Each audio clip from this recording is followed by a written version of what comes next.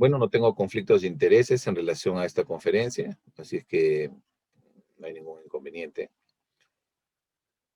Y quiero que por un momento piensen que son ese dron, nos vamos a elevar, vamos a tratar de ver desde arriba las cosas, visualizarlas de repente con una perspectiva un poco mayor, y no solamente quedarnos donde estamos, sino tratar de visualizar todo el entorno, todo el componente en realidad que engloba el uso de los dispositivos in vitro en relación a las pruebas de laboratorio, en relación a las enfermedades, en relación a los sistemas de salud.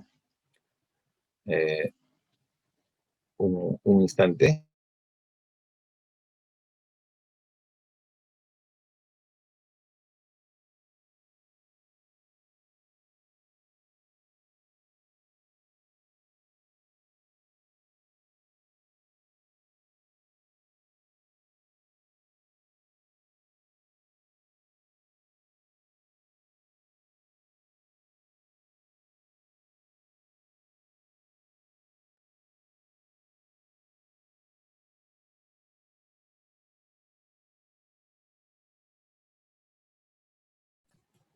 Muchas gracias. Bueno, un momento, pensemos que somos ese dron que vamos a ver las cosas desde otra perspectiva.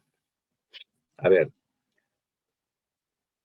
preservar los recursos, ¿no?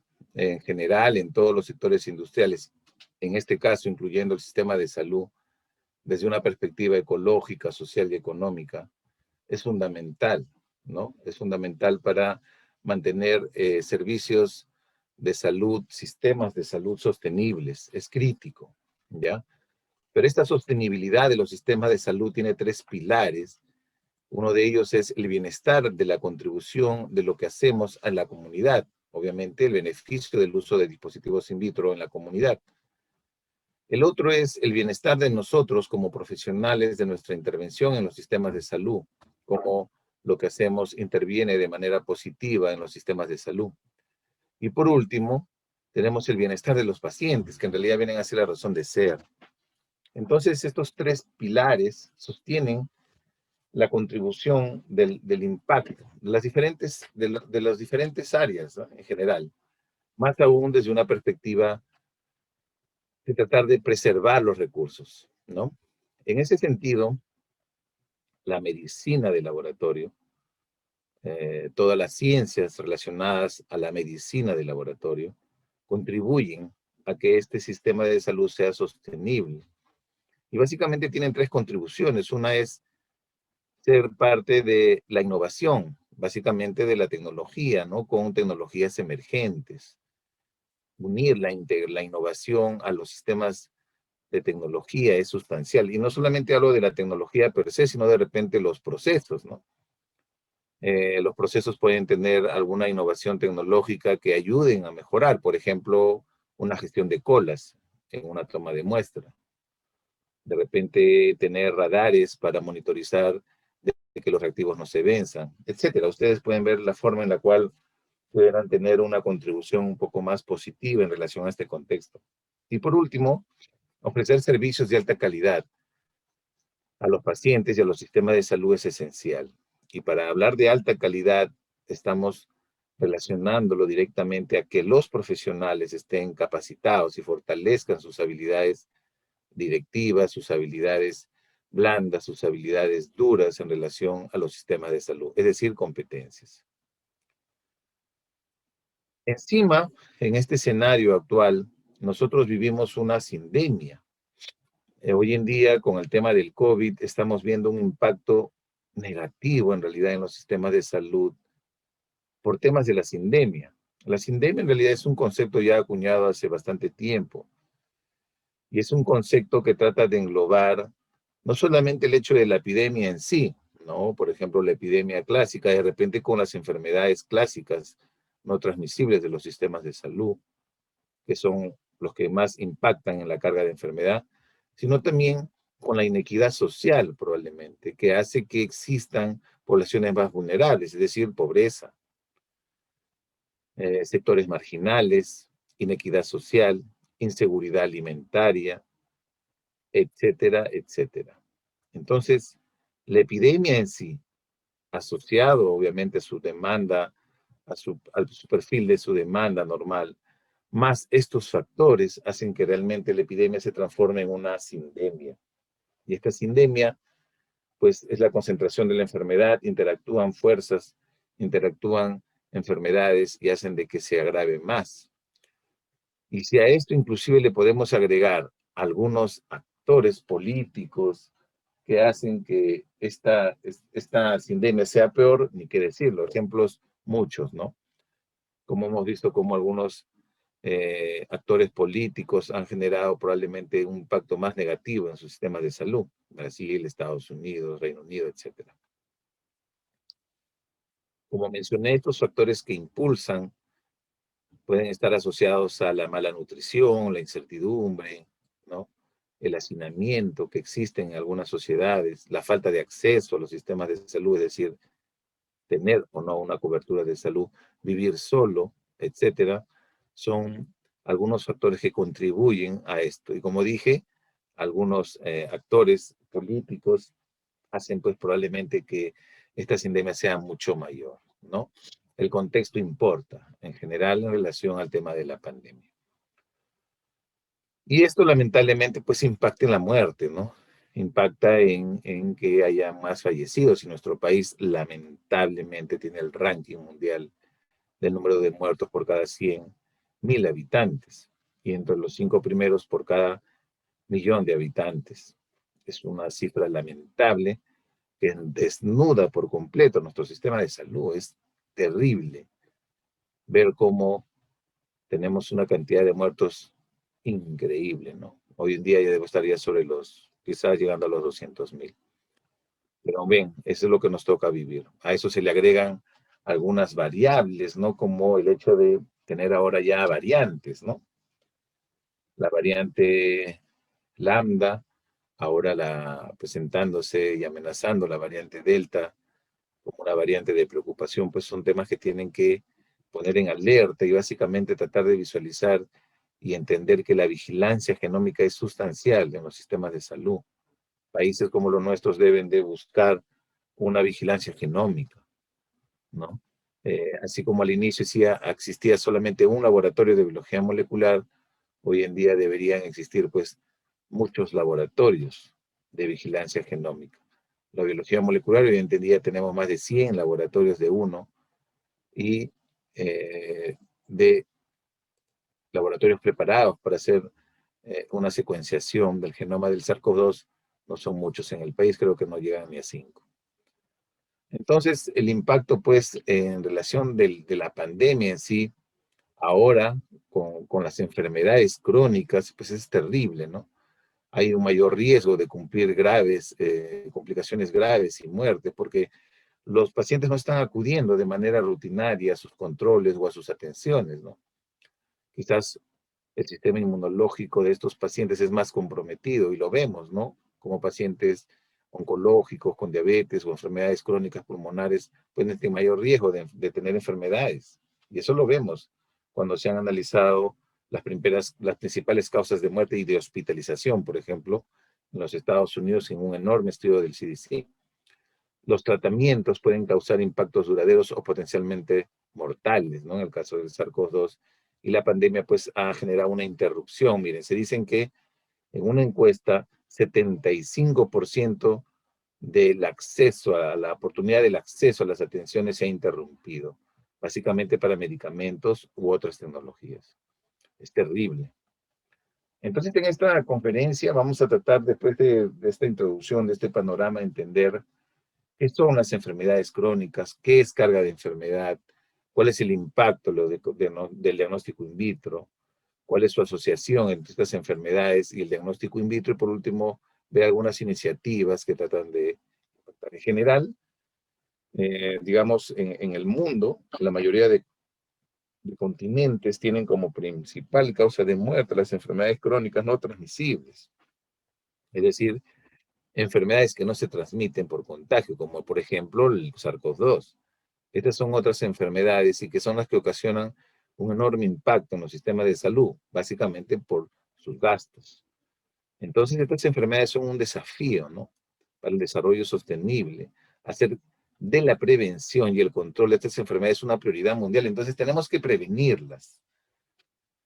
Nosotros, como profesionales de laboratorio, tenemos que sumar para tratar de implementar estrategias de prevención. Esa es la idea, buscar prevenirlas. El aumento de la esperanza de vida durante el siglo XX, por ejemplo, se ubica como uno de los principales logros. La gente vive más, ¿no?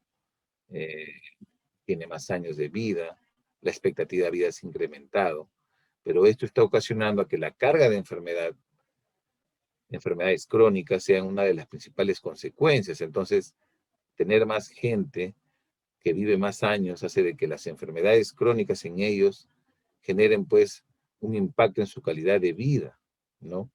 Y desafía pues de manera enorme a los sistemas de salud por los costos que generan. Más aún si tenemos sistemas de salud reactivos que no buscan la prevención. Como saben, estas enfermedades son la base pues de diferentes factores, ¿no? Como la hipertensión, la diabetes, la obesidad, estas enfermedades, estas epidemias anónimas en realidad vienen a ser una consecuencia de esa interacción compleja entre la salud, el crecimiento económico y el desarrollo en realidad. Esta interacción pues afecta el genoma individual, probablemente el microbioma y microbiota hoy en día que se está estudiando cada vez más, metabolómica también, el estado inmunológico se afecta, factores ambientales, en fin.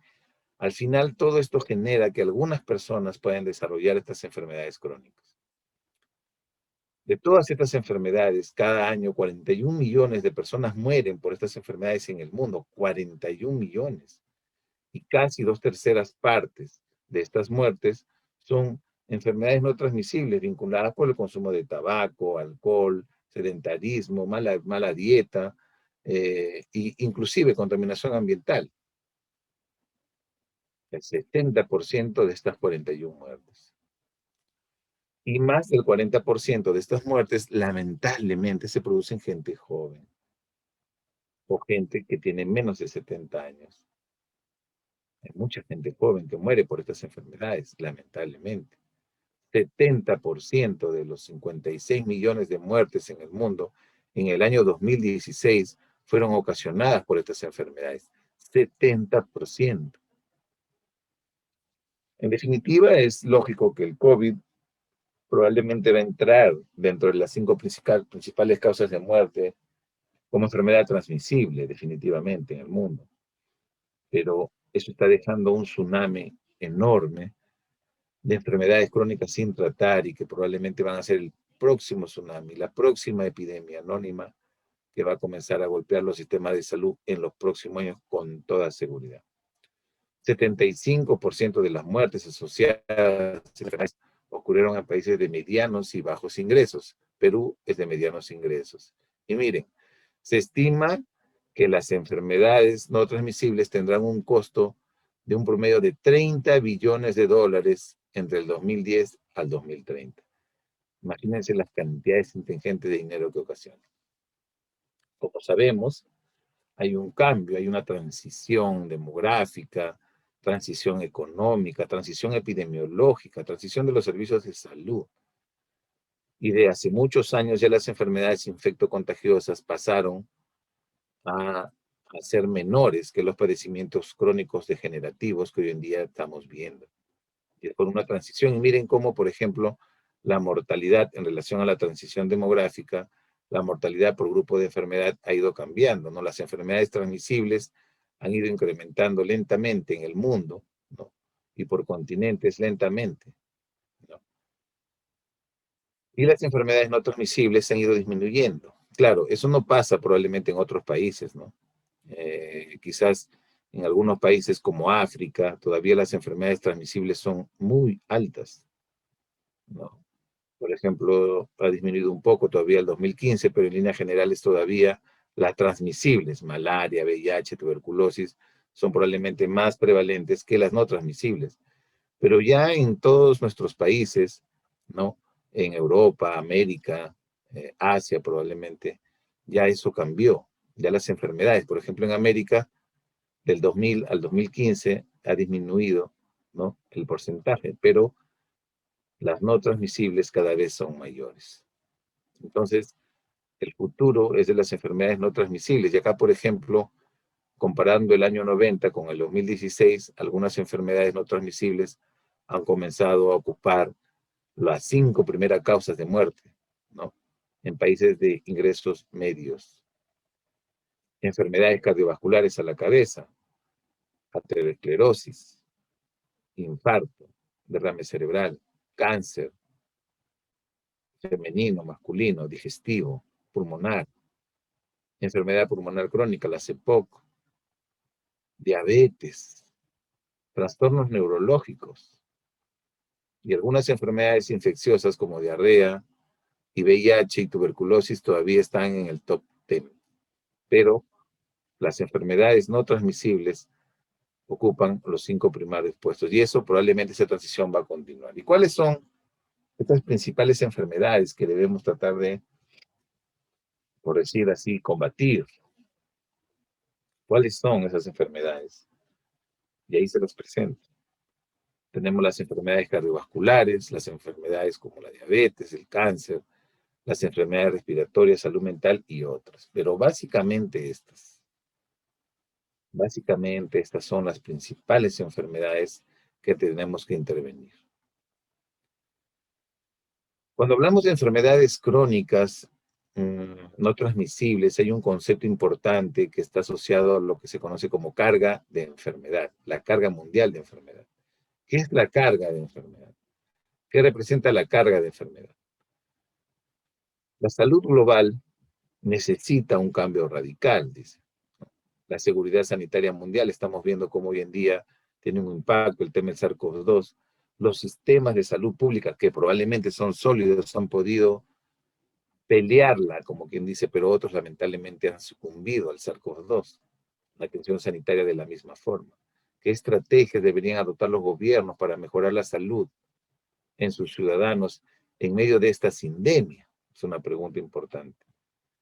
Lancet analiza un poco esto, ¿no? En una publicación ya del 2019, esto salió publicado el año pasado, y habla de algunos elementos indispensables para una sólida salud pública y atención sanitaria, es decir, ejes centrales que deberíamos intervenir. Una fuerza de trabajo sanitaria capaz, es decir, competente, capacitada, prestaciones de servicios eficaces, seguros y de alta calidad, de repente un sistema de atención primaria bien robusto, sistemas de información sanitario, ¿no? Que articulen, sistemas de salud integrados, únicos probablemente, acceso a medicamentos esenciales, financiamiento suficiente y buen gobierno. Pero yo me he atrevido a agregar esto de acá y es acceso a dispositivos in vitro esenciales. Así como se prioriza el uso de medicamentos, también se debe de priorizar el acceso a pruebas de laboratorio. Esto es esencial. Si tuviera que hacer una carta al editor, sería esta recomendación, ¿no? Habla de que la salud de la población mundial está mejorando, en líneas generales eso se ve, hay una mejoría, ¿no? La esperanza de vida ha aumentado, por ejemplo, de 67 años a 73. La esperanza de vida saludable, también aumentó en más países. Y el número estimado de muertes de niños menores de 5 años, que es un tema muy importante cuando se evalúan los años de vida saludable, disminuyó en realidad las muertes de 9.6 a 5. Eso es bueno, pero ahora en el contexto de la pandemia quizás no sea lo que quizás estamos esperando, ¿no? La comunidad sanitaria mundial necesita repensar radicalmente su visión y debe centrarse exclusivamente en el cuidado de la salud. Es un error, dicen, ¿no? Tenemos que ir más allá. Ir directamente al cuidado es completamente erróneo. Tenemos que buscar el atrás y tenemos que buscar la prevención, ¿no? Buscar una calidad en la educación. El tema de calidad es fundamental para tratar de dar mensajes claves y hacer, digamos, visible y hacer consciente a la población, más aún a la población infante, de lo que lo va a perjudicar, ¿no? En relación a temas de estilos de vida saludables, es esencial.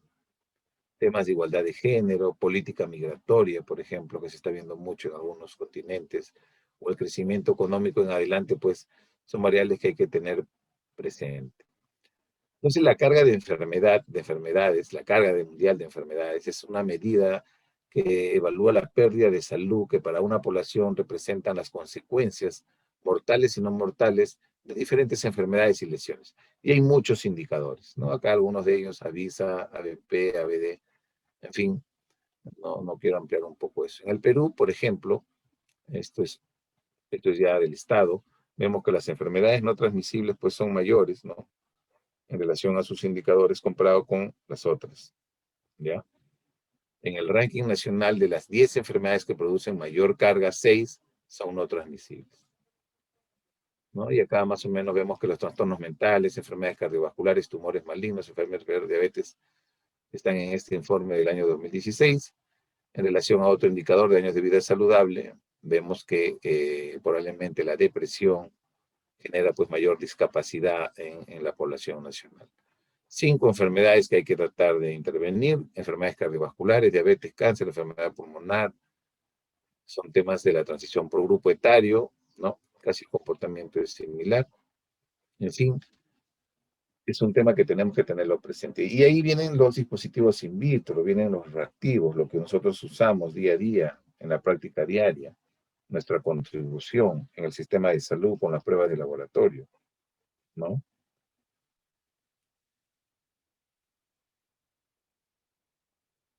Por ejemplo, los diagnósticos in vitro son pruebas que se realizan en muestras de sangre o tejido que se han extraído en el cuerpo humano. Esas son las pruebas de laboratorio, ¿no?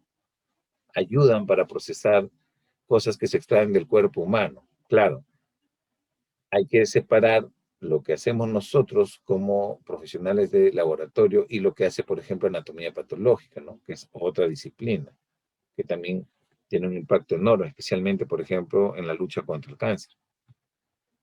En líneas generales, estos dispositivos pueden detectar enfermedades u otras afecciones para ayudar, ¿no? Por ejemplo, hay un concepto ya que va cambiando la medicina actual, que va a cambiar en un momento a una medicina del futuro, que está asociada a una medicina de precisión, es decir, ya no se van a dar terapias globales, ¿no? Por ejemplo, acá un tipo de tratamiento para diferentes tipos de pacientes que tienen en general cáncer de colon y se ve pues sus efectos, unos defectos o efectos que puedan presentarse en ellos. Sin embargo, si nosotros personalizamos el diagnóstico, de repente con algunas pruebas de laboratorio, podemos de repente llegar a la conclusión de segmentar el tipo de población y darle un tratamiento específico para ellos. De tal manera que al final el efecto va a ser similar para todos, a diferencia de acá, que no sabemos cómo se van a comportar porque no le damos un tratamiento personalizado. Entonces, del pasado al futuro, de una medicina intuitiva a una medicina de precisión, de evaluar los síntomas y signos, a buscar algoritmos, quizás sea el futuro en un momento. Y sobre eso hay que tratar de repente de entender qué sería el impacto. Y en ese escenario, las pruebas de laboratorio, ya sean las que se usan en domicilio o atención del paciente, o los que se hacen en laboratorio central son sustanciales para las intervenciones, ¿no? Las pruebas utilizadas en la atención clínica, pruebas de laboratorio, son dispositivos que se están diseñando para usar en muestras de sangre, orina o tejidos. Cambios en la salud, diagnostican, tratan, evalúan, controlan, en fin, son una serie de variables que se tienen presente para el uso de estos dispositivos. La prestación de servicios de laboratorio adecuados para respaldar la atención médica básica requiere pues la implementación de estrategias nacionales. Y este es un tema sustancial. Eh, Los países, en especial de bajos y medianos ingresos, deberían tener un plan estratégico nacional de laboratorios clínicos articulado a un plan mundial, pero eso todavía no existe. Igual, en los países como los nuestros, debemos de luchar por integrar los laboratorios, porque viajen las muestras y no los pacientes. Se refieran se manden las muestras y no se refieran a los pacientes, ¿no? Son perspectivas. Los servicios de diagnóstico en un país determinado dependen de un sistema de laboratorio integrado, conectado, escalonado, pues, ¿no? Donde haya, pues, una integración.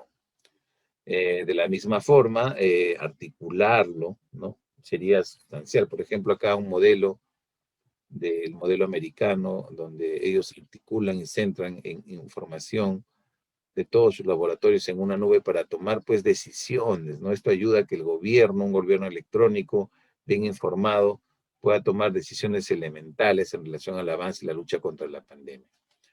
En relación a este contexto, la Organización Mundial de la Salud se ha preocupado ya de durante varios años emitir una lista esencial de diagnósticos in vitro en la población en general, una lista, ¿no? Hoy en día, si no me equivoco, ya han publicado la tercera lista. Pero hoy en día, igual tenemos que entender que los servicios de salud especial y atención primaria deben de contar con estas pruebas de laboratorio, ¿no? Son esenciales para una cobertura sanitaria asistencial, abordar emergencias sanitarias como la que hemos visto, impulsar a tener poblaciones más saludables en la parte de la comunidad o de manera individual o colectiva, ¿no? Los países deben decidir qué dispositivos probablemente deben seleccionar y dónde deben utilizarlos, ¿no? Hay que ver la epidemiología, hay que ver la fuerza laboral, sus recursos humanos y temas pues relacionados a la infraestructura. Al final, esta lista proporciona pues una orientación, ¿no? A directores de programas, de laboratorio, a los que se encargan de las compras, ver el tema del listado y ya a nivel mundial, pues estos organismos mundiales tratan de dar esa información para apoyar el consumo en realidad de estos dispositivos de una manera adecuada. Quizás el apoyo con ONGs u otras instituciones ayudarían a abordar de manera individual los problemas de los países. En este documento hay cerca de 122 categorías, 46 se enfocan en tratamientos de rutina, ¿no? Detección y diagnóstico de una amplia gama de enfermedades. Hay 69 que se enfocan ya en enfermedades específicas. La primera lista incluía solamente enfermedades transmisibles, pero ya en esta segunda lista se incluyen enfermedades no transmisibles. Y en la tercera también siguen enfocándose en este aspecto. También hablan de algunos dispositivos relacionados al banco de sangre.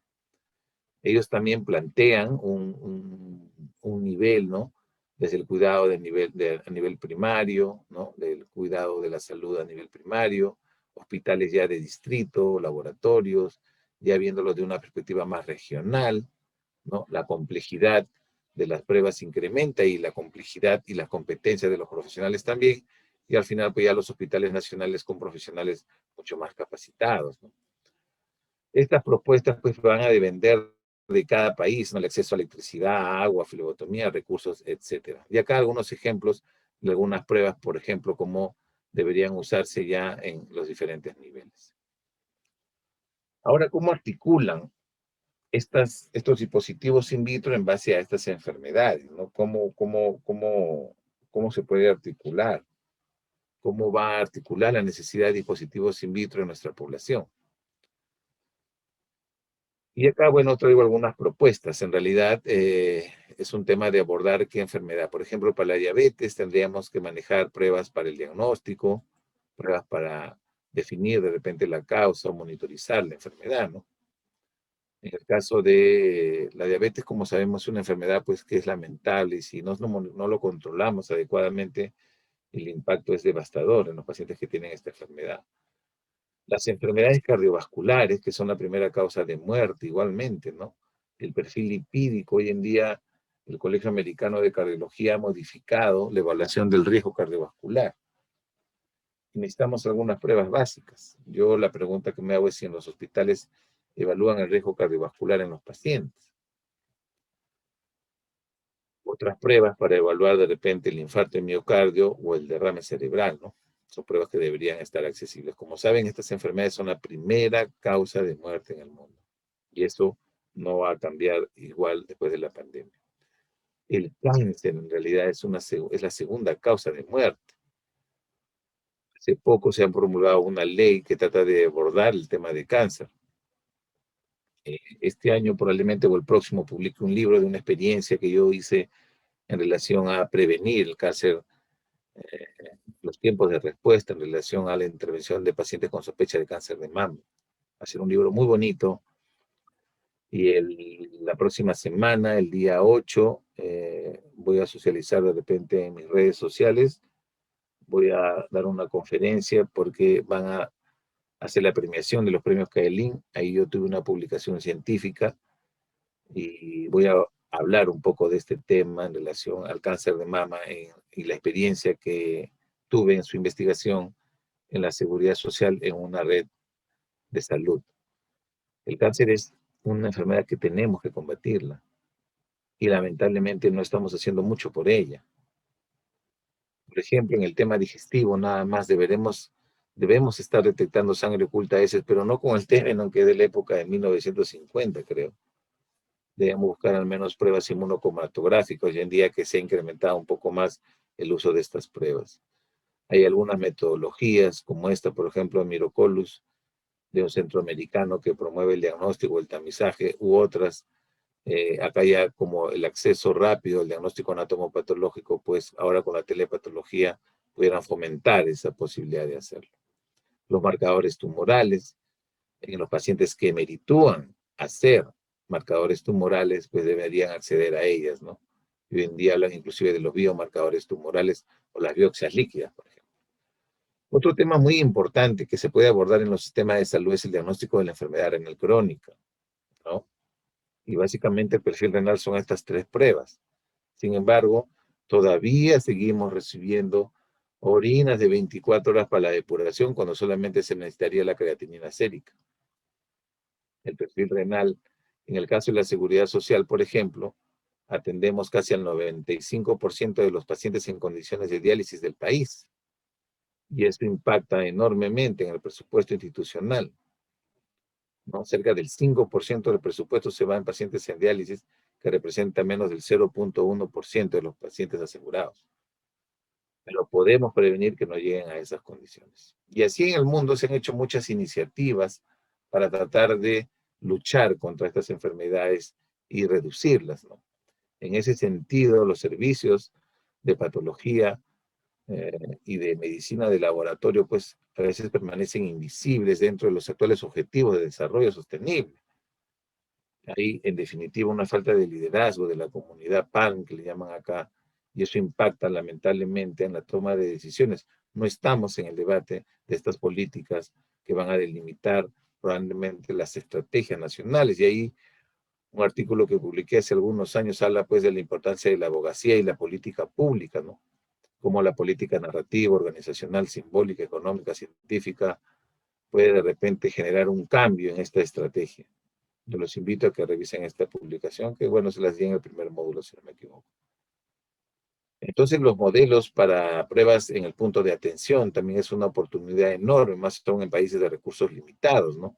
Ofrecer pruebas de laboratorio para estas enfermedades en poblaciones que no tienen el acceso, donde hay limitaciones geográficas o infraestructura insuficiente, y diagnosticamos enfermedades. Hay algunas experiencias muy interesantes, por ejemplo, esta publicada, si no me equivoco, en Haití, creo que sí.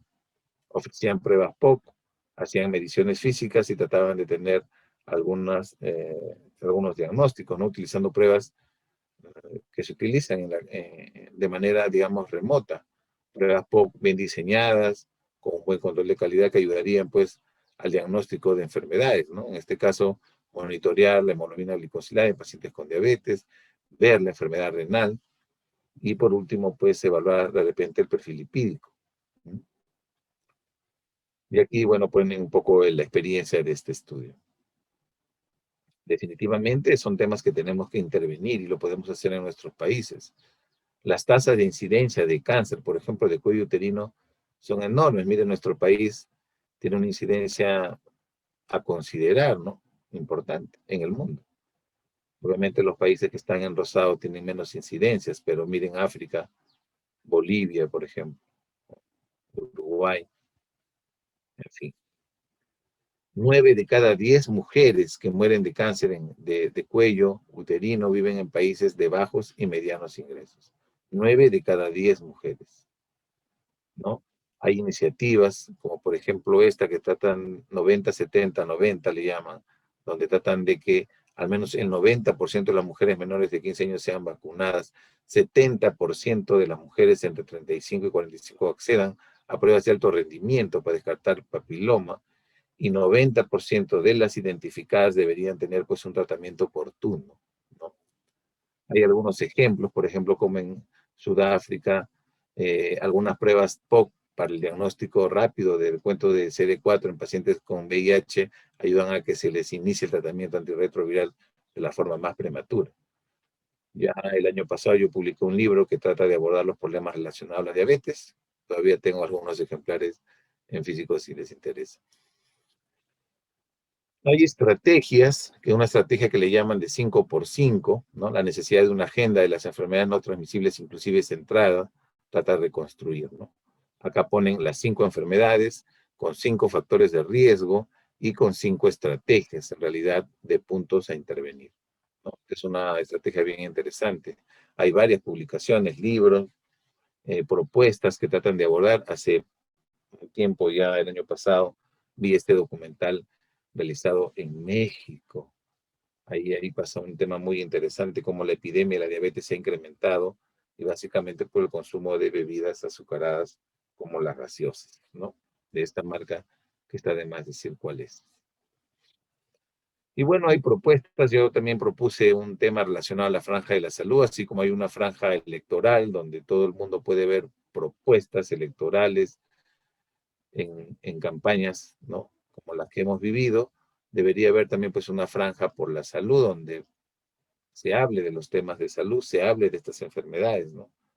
Acá pongo una hoja de ruta, cómo deberíamos hacerlo, de repente una iniciativa pública o privada, el financiamiento que debería tener, las enfermedades que deberíamos abordar, de repente a partir del 2002 ya todas las enfermedades que hemos hablado, cuál es la población que tiene factor de riesgo público objetivo y los horarios en los cuales deberían emitirse estos mensajes clave. En relación a esta experiencia, comentarles que el Ejecutivo, la Defensoría del Pueblo, tomó esta iniciativa y lo ha presentado en un proyecto de ley que espero se cristalice por el bien, digamos, de la sociedad para que se hable un poco más de estos temas en la televisión.